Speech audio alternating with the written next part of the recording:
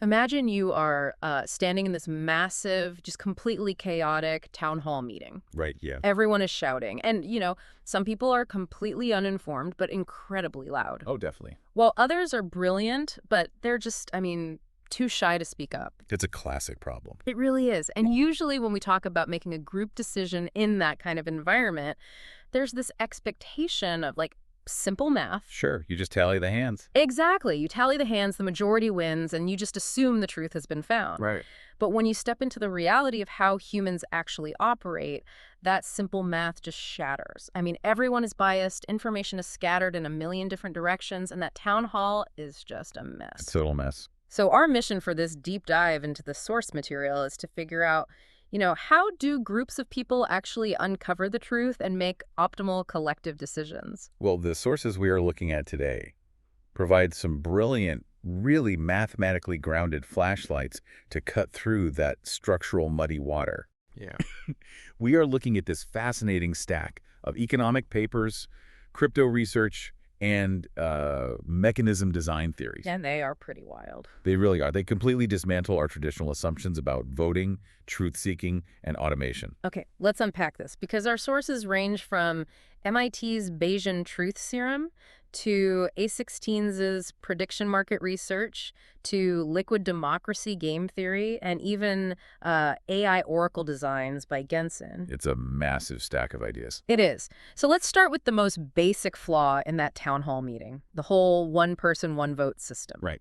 Historically, this leads to what is known as the tyranny of the majority. Like, if 51% of the room mildly dislikes something, they can completely crush a 49% minority whose very survival depends on that issue. Exactly. Traditional voting measures direction, yes or no, Yeah. but it entirely fails to measure how much you actually care. Which is a huge blind spot. It is. And this brings us to a concept called quadratic voting, which was popularized by the economist E. Glenn Weil. Right, the wild stuff. Yeah.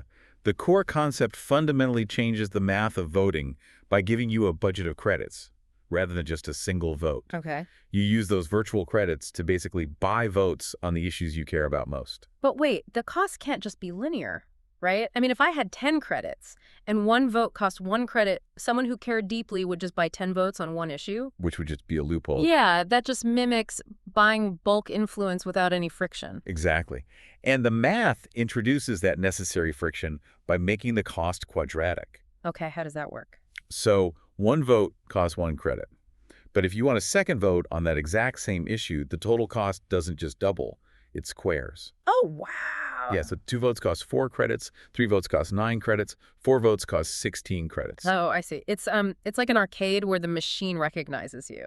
I like that. Right, like the first time you play the premium VR simulator, it costs you 1 token. But if you want to play it a second time, the machine charges you 3 more tokens, making it 4 total. And by your 4th turn, you've spent 16 tokens just to play one machine 4 times. You're basically sacrificing your ability to play any other game in the arcade just to move the needle a tiny bit on your absolute favorite machine. That is a perfect analogy. That escalating cost perfectly balances the voting outcome, because the marginal cost of every additional vote becomes, well, painfully expensive. Yeah, you'd run out so fast. You would. So voters are heavily incentivized not to blow their entire budget on a single issue. They naturally spread their credits across multiple issues where they have opinions. And we've actually seen this happen in the real world, right? Yeah. The sources highlight the Democratic caucus of the Colorado House of Representatives. Yes, a great example. They used quadratic voting to decide their legislative priorities, selecting among 107 possible bills. That's a lot of bills. It is. And each lawmaker got 100 virtual tokens. The winner was Senate Bill 85, the Equal Pay for Equal Work Act, which received 60 votes. Right. But the crucial detail is that out of all those passionate lawmakers, not a single representative spent all 100 tokens on just one bill. Wow. Yeah. The math simply made it too expensive to act like a zealot. And we saw the exact same moderating effect when Volt Germany, which is a pan-European political party, used quadratic voting for their party manifesto. Oh, really? Yeah, the voting data revealed these distinct emotional profiles for different topics. So education proved to be highly emotional. A passionate minority was willing to spend between 5 and 7 votes on it. Which means they were burning a massive amount of their total credits just on that. Exactly. Meanwhile, a topic like renewed economy saw the majority spending just 0 to 3 votes. Interesting. Yeah, they had an opinion, but the data proved they weren't intensely invested in it. But wait, let me push back here for a second. If we were to map this onto society and use real money instead of virtual tokens, wouldn't billionaires just buy all the votes? Right. I mean, you'd just be building an oligarchy with extra math. That is a very common critique. That willingness to pay would absolutely distort the outcome in favor of the wealthy if real currency were used. Right, because $16 is nothing to a billionaire. Precisely. That is precisely why these systems rely on artificial currencies, uniformly distributed to every participant. Ah, Everyone has an equal starting say, but incredible flexibility in how they deploy it. And, this logic scales to funding, too. like with Gitcoin. Yes, Gitcoin Grants uses a quadratic matching pool to fund open-source software. Small, broad support for a project triggers a mathematically larger match from a central pool than a single massive donation from a whale. That's brilliant. It is. Through this, they've distributed $60 million to over 3,000 open-source projects. Okay, so I have my uniformly distributed virtual credits. But wait, to use these smartly in that Colorado example, I'd have to read and understand 107 different bills. Yes, you would. I don't have the time or the mental budget for that. Yeah. If voters are uninformed, doesn't the system just collapse under the weight of its own required research? That mental budget constraint is actually the primary hurdle of direct democracy. Oh. Which leads us perfectly to liquid democracy. Okay, what is that? Well, groups like the German Piratenpartei have experimented with this using platforms like liquid feedback. In liquid democracy, you have a choice on every single issue. You can vote directly, or you can delegate your proxy to someone else. Like traditional representative democracy. Sort of, but crucially, that delegation is transitive. Transitive, meaning I can pass the buck indefinitely. Basically, yeah. So if we are voting on a complex tax policy, I know I don't understand it, but I know you read economic papers for fun, so I delegate my vote to you. I do love economic papers. Right. And then if you get into the weeds and realize you don't feel confident, you can delegate our combined voting power to, like, a tax attorney. Exactly. We see the mechanics of this analyzed in a paper by Martin Lackner, who frames it as a delegation game. A game, right. Yeah, the model measures this constant trade-off between effort, meaning the cognitive cost of researching an issue, and accuracy. Okay, makes sense. The idealized goal of liquid democracy is to save the group's total cognitive effort while still arriving at the most accurate answer. But structural dangers have to pop up when you let people chain their votes together like that. What do you mean? Well, if I delegate to you and you delegate to a lawyer, what happens if the lawyer just points their proxy back to me? We'd be in an endless loop of nobody actually reading the bill. Yes. Lackner refers to those loops as cycles. In his mathematical model, a cycle completely strips all information from that chain of voters. Because nobody actually did the reading. Exactly. Because nobody in that loop actually spent the effort to research the issue, the group's collective accuracy collapses to 0.5. It becomes a literal coin toss. Wow. But here's where it gets really interesting. If people are delegating purely to avoid the effort of learning, don't we naturally form a topography where a few people end up with all the votes? Yes, that is a huge risk. Doesn't this just accidentally reinvent representative politics, but worse? Because power consolidates into a few untested gurus. What's fascinating here is that the mathematical modeling entirely validates that fear. Human social ties naturally form what are called scale-free networks. Like social media influencers. Exactly. Think of how influencers gather followers.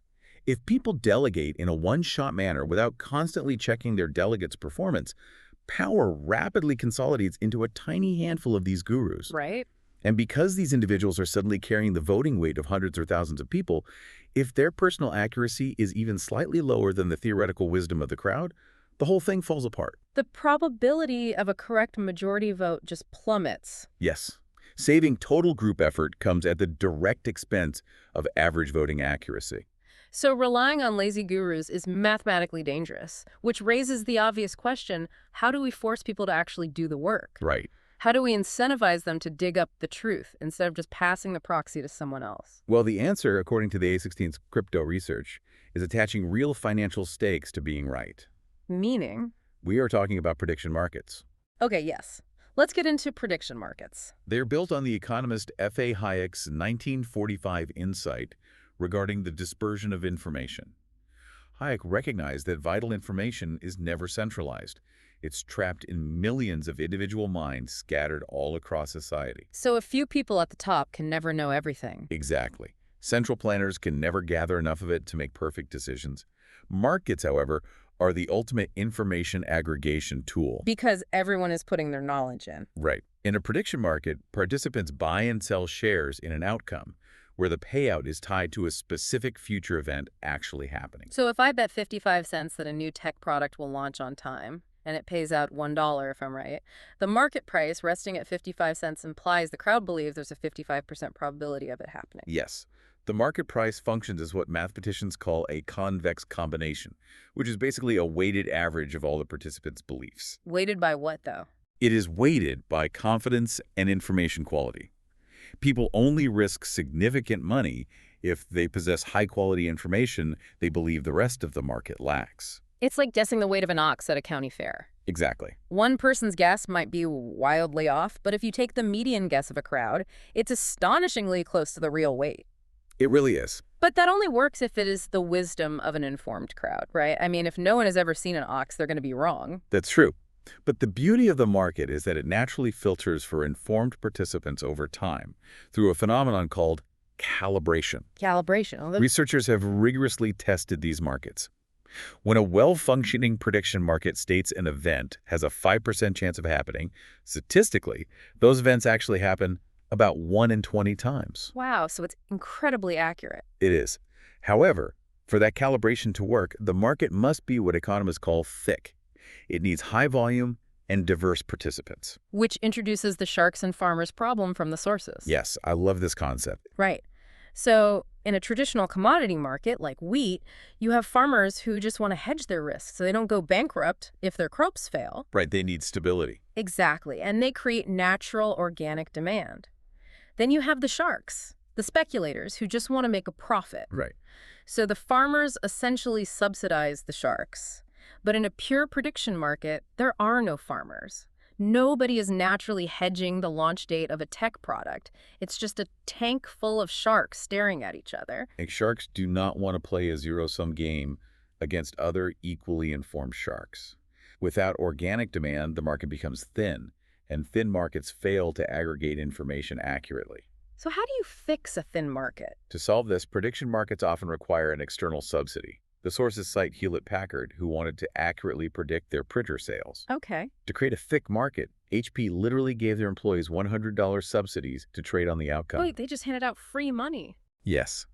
The company happily absorbed the cost of the subsidy because the aggregated information they gained was vastly more valuable for their supply chain planning. Okay, that is genius. But wait, if a market just aggregates what the current participants think, what stops a billionaire from just dumping a massive amount of money in to manipulate the odds? Couldn't they just buy a false narrative? That's a great question. But unlike a poll, markets contain a self-correcting arbitrage mechanism. How so? A historical example of this occurred during the Obama versus McCain election race. An entity injected a massive amount of money into a market to artificially drive McCain's percentage up. To make it look like he was winning. Exactly. But because real money was on the line, arbitrageurs, traders who recognized the true probability was much lower, saw an opportunity. Oh, I see. The manipulator was effectively offering shares at a wildly inaccurate price. The arbitrageurs bought heavily against the manipulation, taking the manipulator's money, and within hours, the price corrected back to its original accurate level. So the market heals itself because the manipulator is essentially giving away free money to anyone who knows the truth. Exactly. But these markets aren't omniscient. The sources highlight that they fail miserably at unknown unknowns. They do. Like Xerox PRX couldn't use a prediction market to forecast the iPhone because the concept didn't exist yet. You can't bet on what you can't imagine. Right. And they also fail when vital information is trapped by organizational hierarchy, like the Challenger disaster. Oh, right, the O-rings. Yeah, engineers knew the O-rings were vulnerable to cold, but that data was trapped in mid-level PowerPoint presentations and just never reached the executives making the launch decision. Now, a prediction market might have allowed those engineers to anonymously short the launch success, bubbling that trapped information up as a price movement. Oh, that's a good point. But prediction markets do have a hard limit. They only work for objective events that will eventually resolve in the real world. Right, someone has to win the election. Someone has to cross a finish line. A product has to launch. But what if the truth is subjective? What if it is entirely private or impossible to verify? Yes. How do you pay out the winner if no one can actually prove what happened? Exactly. And this brings us to a mind-bending concept from MIT professor Dražen Prelec, detailed in the Grigor Dimitrov paper. The Bayesian Truth Serum, or BTS. Yes, the Bayesian truth serum. To understand this, we must first look at a psychological phenomenon called the false consensus bias. What's that? For decades, psychologists assumed it was an irrational cognitive flaw for humans to assume everyone else thinks and acts exactly like they do. Right, projecting yourself onto others. Exactly. But a researcher named Dawes proved it is actually mathematically rational. You are using your own internal state as an informative sample of one. Okay, let's unpack this. It's like asking a room full of people if they pee in the shower. Everyone lies and says no to be polite. But the people who actually do it will estimate that a much higher percentage of the room does it too, because they are projecting their own private reality onto the group. That is a vivid, yet structurally perfect analogy. The Stanford undergrad study cited in the texts demonstrates this exact mechanism. What did they do? They asked students if they frequently thought about dying. Students who did think about dying estimated that 44% of the general student body also did. Okay. But students who didn't think about dying estimated that only 25.6% did. Oh, wow. Yeah, your private truth invariably leaks out in how you predict the behavior of the crowd. So how does the math of the truth serum actually score this to extract the truth? The BTS scoring system is split into an information score and a prediction score.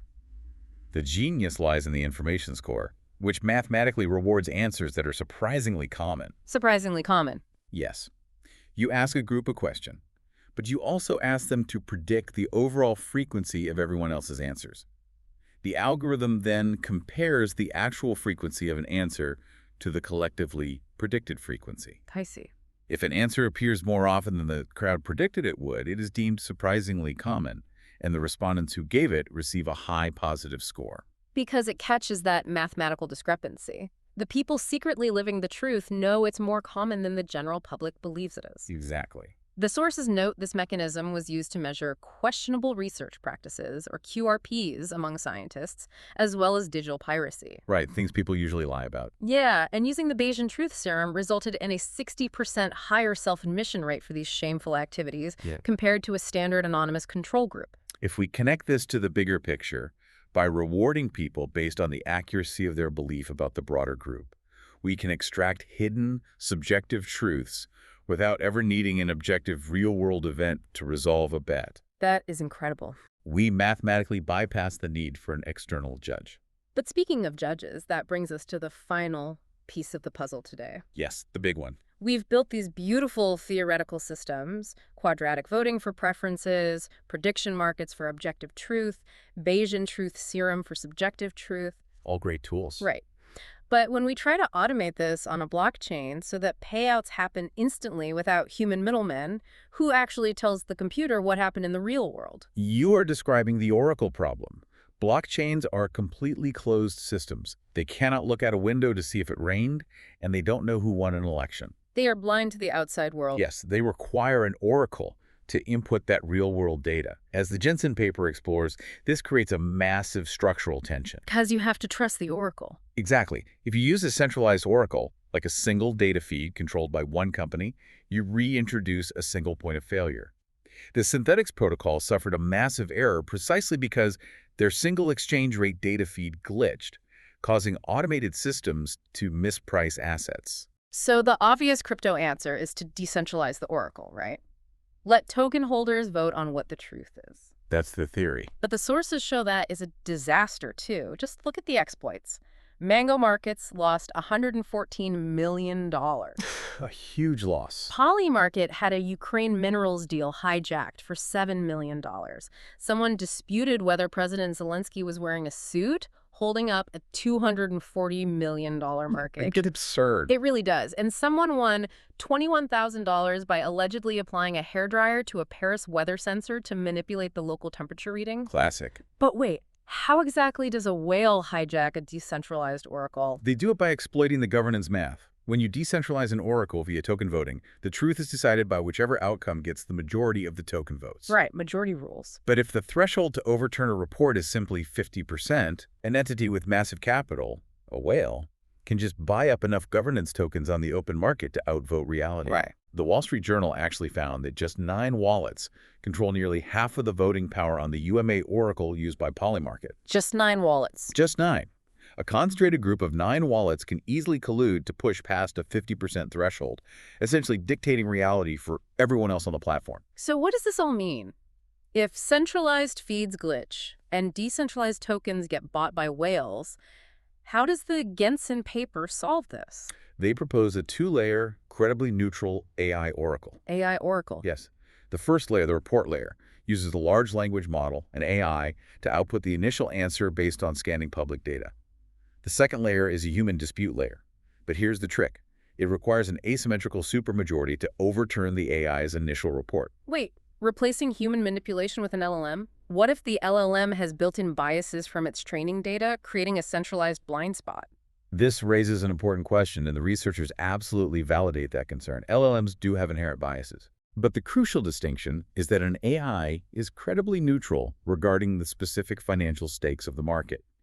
The AI doesn't know or care who bet how much money. It has no skin in the game. Exactly. Its output cannot be bribed by a token whale. Because of this neutrality, the researchers proved mathematically that the optimal threshold to overturn the AI isn't 50%. It's exactly 1 minus epsilon. 1 minus epsilon. Where epsilon represents the AI's calibrated error rate. Okay, let me make sure I have this math right. If auditing shows the AI is wrong 5% of the time, epsilon is 0.05. Correct. So the threshold to overturn it becomes 0.95. You need a 95% supermajority of token holders to agree the AI made a mistake. Yes. It makes it financially ruinous for a whale to hijack the truth because they would need to acquire 95% of the network's voting power to force a lie through. That is wild. It is. And the framework also addresses your concern about AI bias by categorizing threats as ex post and ex ante attacks. What's the difference? An ex post attack is an attempt to alter the outcome after the event has occurred, like bribing judges, which the 95% threshold prevents. Okay. An ex ante attack is when a bad actor studies the AI beforehand, discovers a specific blind spot in its training data, and sets up a market they know the AI will judge incorrectly. Oh, wow. So they find the flaw before the game even starts. Precisely. To defend against ex-ante attacks, the mechanism requires continuous auditing of the LLM's historical error profiles and the implementation of bias bounties. Bias bounties. Yes, security researchers are paid to find and patch those blind spots before the markets ever go live, constantly shrinking that epsilon error rate. It's a system that basically assumes human corruption and mathematically prices it out of existence. That's a great way to put it. All right, we have covered a staggering amount of ground today. For you listening, whether you are trying to figure out if a corporate project is secretly failing or you are trying to fairly allocate a public budget, standard voting and basic surveys are fundamentally broken. They really are. You have to evaluate your own environments. Are you relying on thin markets of cheap opinions? Or are you building thick markets where people actually have skin in the game? Are you the shark or are you the farmer? The mechanisms we've discussed today all solve distinct parts of the human coordination problem. Quadratic voting measures preference intensity. Liquid democracy maps the delegation of effort. Right. Prediction markets forecast objective reality. Bayesian truth serum extracts subjective truths. And AI oracles provide trustless, unbribable settlement. Which leaves us with one final massive question to mull over. I know where you're going with this. What happens when we seamlessly stack all these mechanisms together? Imagine a future society operating on an automated governance OS. It's a huge thought. Right. Community funding is allocated via quadratic voting. The outcomes of those funded projects are guided by continuous prediction markets. The payouts are flawlessly judged by credibly neutral AI oracles. And the subjective stuff. And our subjective human values, the things we can't measure with a sensor, are perfectly aligned by the Bayesian truth serum. Could this mathematical stack eventually replace corporate boards or even traditional governments entirely? Just imagine walking into that town hall meeting. We'll leave you with that.